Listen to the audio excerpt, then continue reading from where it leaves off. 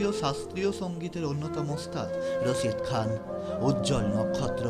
তবে নক্ষত্র পতন, থেমে গেল রশিদ খানের বিরল কণ্ঠস্বর।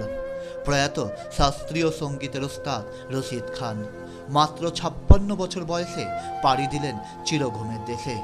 কিন্তু সঙ্গীতের বাইরেও রশিদ খানের এক আলাদা জীবন ছিল। তার একমাত্র ভালোবাসার নাম সোমা বসু ওরফে জয়িতা বসু খান। খুব অল্প বয়সেই সোমার প্রেমে পড়েন রশিদ খান। এরপর সময় নষ্ট করেননি, মাত্র 23 বছর বয়সে বিয়ে করে নেন রশিদ খান। তবে দুইজনের ধর্ম ও সংস্কৃতি ছিল সম্পূর্ণ আলাদা। তবে ভিন্ন ধর্ম হলেও পাশে ছিল পরিবার।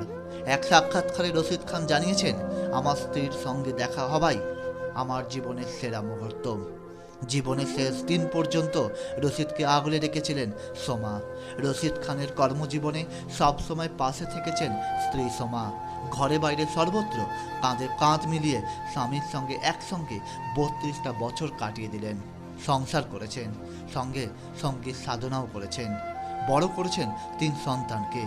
এমন একজন শাস্ত্রীয় সঙ্গীতের কণ্ঠস্বর রশিদ খানের প্রতি রইল টার্গেট নিউজের বিনম্র শ্রদ্ধার্ঘ্য।